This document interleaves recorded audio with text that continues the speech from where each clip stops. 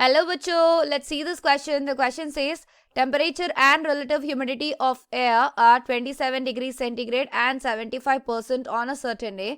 Vapor pressure of water at 27 degrees centigrade and 7 degrees centigrade are 24 mm and 8.4 mm Hg respectively. If the fraction of mass of water vapor will condense, the temperature falls to 7 degrees centigrade is x, then the value of 1000x is. पहले temperature की value find कर लेते हैं, उसके बाद इस 1000 के साथ मल्टीप्लाई कर लेते हैं. तो रिलेटिव ह्यूमिडिटी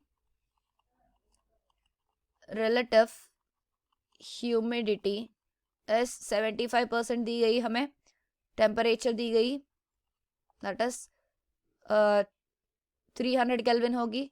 इसे 273 से मल्टीप्लाई करें तो vapour pressure of water at 27 degrees centigrade is 24 mm और vapour pressure of water at 7 degrees centigrade is given 8.4 mm. ये हमें गिवन डेटा है.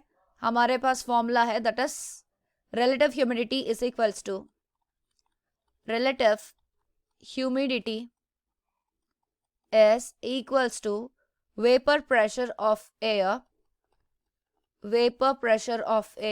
by saturating vapor pressure.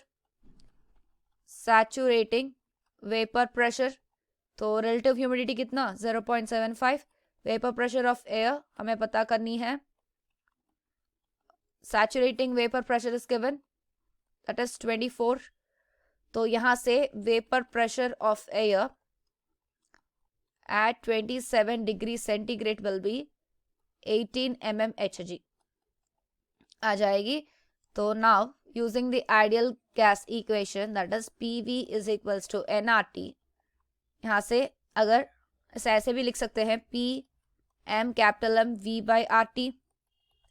तो at 27 degrees centigrade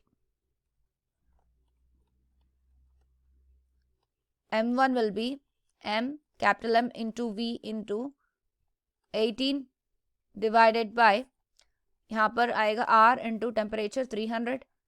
तो at 7 डिग्री सेंटीग्रेड अगर हम calculate करते हैं M2 की वैल्यू होगी capital M into V into यहाँ पर ये 8.4 divided by R into 280.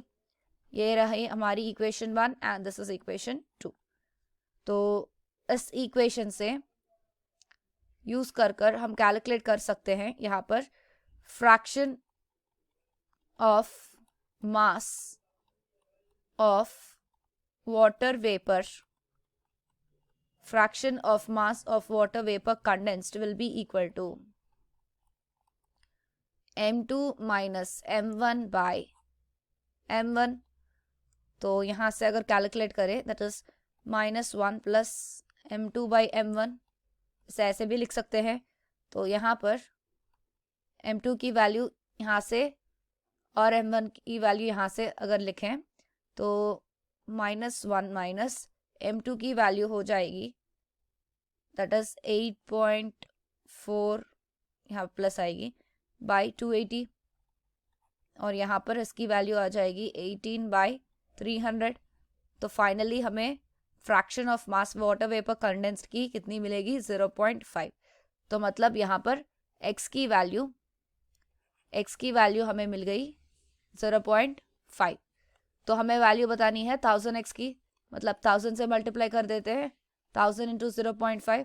1000 into 0.5 को कैसे लिख सकते हैं इंटू 5/10. तो यहाँ से ये 0 कट गई. Value will be 500. तो हमें पूछी गई थी the value of 1000x. So that is 500. I hope you understand it well. All the best.